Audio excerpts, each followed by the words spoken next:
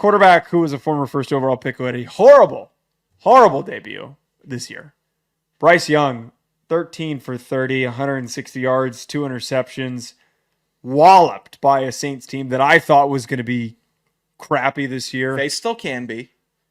The Panthers are also tragic. I can't believe I took Panthers +4. They didn't even play them close. Like the game was over after the first quarter. It wasn't even remotely close. One of the bigger upsets that I can remember recently in an NFL game. I don't want to jump down the Bryce Young is a bust commentary. I just don't. I think it's way too soon and unfair to do to the kid because he is just in such a horrible, horrible situation. New head coach who had Marcus Freeman vibes. You know, he's a very good looking dude. Mm-hmm. Very good looking dude, but looked like he was just kind of enjoying that he was wearing a tight shirt a little too much. Do you know the whole story with him? Like something that like he cheated on his wife or something that happened. Yeah, he like cheated on his wife and his wife made him like publicly apologize or something like that. What? Yeah, I'm gonna look that up in a quick second. I want to double check that. A whole weird thing with Canales, but I can't go down that path that Bryce Young is like cooked, that he's done. A lot of people were jumping to that conclusion.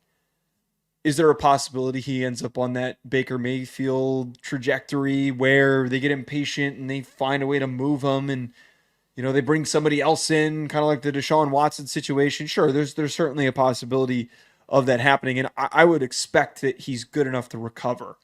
But I just feel so bad for him, man. Like, this has nothing to do with him. Yeah, you got to feel bad for him. He's 5'9", he's 115 pounds. It's tough. It was going to be tough. 115 pounds? Dude, he got sacked, and the defender for New Orleans, I think, threw him a clean 5 yards. And he slid on the ground like he was 115 pounds. And you're the big draft guy. You know, you're one of the big draft guys that I know. This deal between the Bears and the Panthers, I think, has the potential to be the most lopsided draft trade ever. I think in a couple years we could be looking at this like, this is where the worm turned for Carolina. This is why they have won 3 games in 5 years. They could have a defeated season coming down the pike. And the Bears could be a juggernaut eventually. Well, this is why, that's where like we need to come from, why he was so screwed. He was placed into this situation where he's all they have. He's all their savior is. You know, there is no one else coming to save this team. I thought drafting a first-round defensive tackle and Derek Brown was supposed to save the team. He might be done for the season. Yeah. The issue with mortgaging your future for a guy who's not even like an otherworldly talent, just a really good prospect, is now you have no pieces to build around him. It's the Justin Fields situation is the most recent one that's so quick that comes to mind. Trying to trade up and go and get these guys never pans out. It very, very rarely pans out. The perfect situation that nobody is able to attain is the Chiefs situation, where you have a sitting player, you can bench the rookie and then start him in his second season and then move on and get capital for trading the veteran.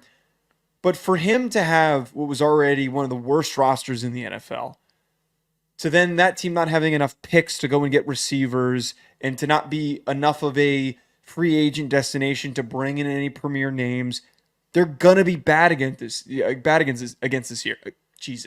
Bad again this year.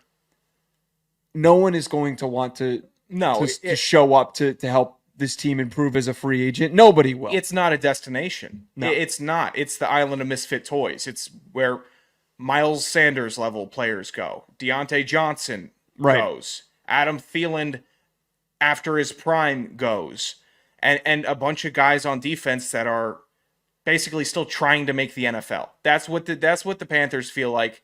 Everyone talks about, is the UFL going to become a feeder program? No. The Carolina Panthers are going to become the feeder program. You're going to have some film of these guys playing defense, and they could be like the Oakland A's, where they're so bad, no one wants to go there, and then they just start getting, if they have any good players, trade deadline, all right, let's go to Carolina. Maybe we'll just help them rebuild through the draft, and we'll get one of their 3 stars. It's 1 week, but I mean, I would start shipping pieces, man. Oh, that is Seriously, get anybody who has like a contract that you don't think's coming back. Just start getting back as much draft capital as you can. I just don't know where this team goes because down. It's Bryce Young, who nobody would want to admit this, is the only bright spot. I don't know where else you look and say, like, that's a promising player on this team. It is a horrible, terrible, terrible roster. There is zero chance that Bryce Young can succeed in this situation. There's none. Yeah, you got J.C. Horn, who could be off the. Yeah, he could. They'll try to keep him. Why? If I'm J.C. Horn, why would I want to stay in Carolina? Yeah. I want to go to a contender. And he's been unhealthy and inconsistently healthy. I agree, but he's talented. Mm-hmm. I would want him on a good free agent deal. I'd be happy with that. But no, I'm starting to think through the roster. Who are their linebackers? Who are their edge pieces? They lost Brian Burns. They don't keep their talent. It's not a premier destination. I almost forgot about the Brian Burns trade this offseason. God, the Giants didn't even need to do that, and they just did it.